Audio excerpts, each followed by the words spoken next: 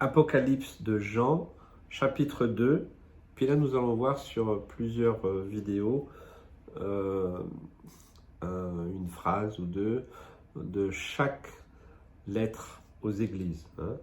Il écrit aux 7 églises d'Asie, Jean. Donc, nous allons voir un point dans chaque église. Voilà. Et la première, c'est l'église d'Éphèse. Et j'aimerais lire le verset 4 et 5. Mais ce que j'ai contre toi, c'est que tu as abandonné ton premier amour. Souviens-toi donc d'où tu es tombé, repens-toi et pratique tes premières œuvres, sinon je viendrai à toi et j'ôterai ton chandelier de sa place, à moins que tu ne te repentes. Donc, ces lettres, elles sont un peu particulières. Voilà. Et on voit que c'est aussi l'image de l'Église ou des assemblées locales dans le monde depuis 2000 ans, mais aussi, je crois, vraiment actuelles. Alors, ce n'est pas à moi ni à vous de dire, bah, tiens, telle église elle ressemble à telle église d'Éphèse ou d'Odyssée ou autre. On en reparlera. Mais je crois vraiment qu'il y a des avertissements. Et ces avertissements, ils sont encore valables aujourd'hui, au XXIe siècle. Et c'est important. Donc en fait, il y a des reproches, mais ce sont des reproches qui nous conduisent à avoir un changement d'attitude, de comportement, et puis aussi pour réaliser un peu où on en est. Donc pour moi, c'est de l'amour, c'est pas du jugement, c'est de la compassion, c'est parce qu'il nous aime, c'est parce qu'il veut vraiment que nous soyons sauvés. Donc ce que j'ai contre toi, c'est que tu as abandonné ton premier amour. C'est quoi notre premier amour? Rappelez-vous, quand Jésus est venu habiter dans vos cœurs, quand il est venu vous rencontrer, que vous avez ouvert votre cœur, vous êtes repenti, que vous avez vraiment accepté de reconnaître Jésus comme votre Sauveur et Seigneur, il y avait un feu. C'est vrai, il y avait un feu bouillant, un feu bouillant, un amour, un témoignage. J'ai tellement de souvenirs, oui, tout feu, tout flamme. Voilà, un comportement différent, voilà, il y a un élan.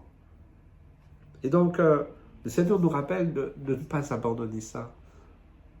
Nous devrions être toujours bouillants, de plus en plus bouillants. En tout cas, vous savez, quand le Seigneur m'a appelé, il a déposé ce feu, on appelle le baptême de feu, bon, on va pouvoir en reparler, mais c'est vraiment la seule image que je peux donner, c'est un feu qui s'est allumé.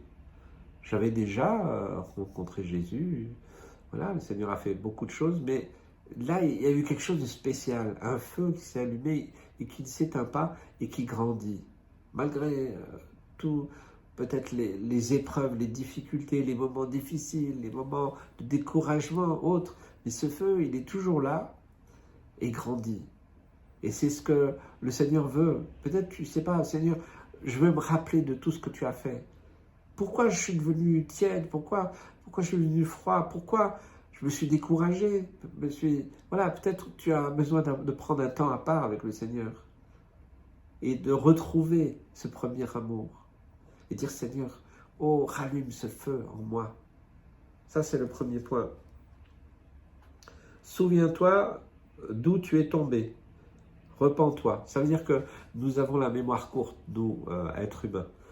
Et on ne se souvient plus d'où le Seigneur nous a tirés. Et des fois, c'est pour ça que certains deviennent un peu légalistes ou qui jugent, condamnent les autres. Nous ne devons jamais oublier d'où Jésus nous a tirés. Nous ne méritions rien et nous ne méritons pas plus aujourd'hui. C'est une grâce.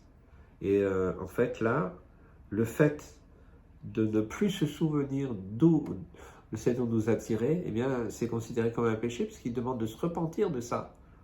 La repentance, là, c'est pas on recommence tout à se repentir pour le salut. Non, c'est de se repentir du fait qu'on ne se souvient plus d'où le Seigneur nous a tirés. Et à cause de ça, on a pu rentrer dans des comportements, des attitudes, des agissements, des jugements, des condamnations envers nous, mais surtout envers les autres, et qui finalement nous ont bloqués et nous empêchent d'avancer. Il est quand même question d'enlever son chandelier. Et le chandelier a beaucoup de... Il y a beaucoup de sens, de symboles, mais là, le chandelier de notre vie. Hein. Donc c'est vraiment important qu'il enlève son esprit. Il est la lumière. On va se retrouver dans les ténèbres. C'est un peu l'avertissement. À moins que tu ne te repentes. Seigneur, voilà, je sais d'où je viens. C'est vrai, Seigneur, je ne mérite rien. Pourquoi? Peut-être certains ont une attitude d'orgueil, de suffisance, d'arrogance, de mépris. Il faut abandonner tout ça. C'est de ça que nous devons nous repentir. Pas de ce que Jésus a fait à la croix. Ça, on l'a déjà... Voilà, mais c'est à cause de ce salut, certains, eh bien, ils ont oublié. Et ils se croient parfaits, meilleurs que les autres. Et ils regardent même des fois les autres avec mépris, ceux qui viennent au Seigneur. Vous voyez, il y a un basculement là. Et là, c'est un rappel pour chacun de nous. N'oublie pas ce que Jésus a fait pour toi, d'où il t'a tiré. Peut-être tu peux commencer à te demander pardon. Oui, Seigneur, pardon. Seigneur, tu m'as fait grâce, tu m'as fait miséricorde, tu as été plein d'amour et de compassion. Seigneur, je ne peux pas être devenu aussi dur, aussi plein de jugement ou d'arrogance ou d'orgueil. Seigneur, je me repens, je te demande pardon, délivre-moi. C'est ça le chemin. Que Dieu vous bénisse, vous encourage.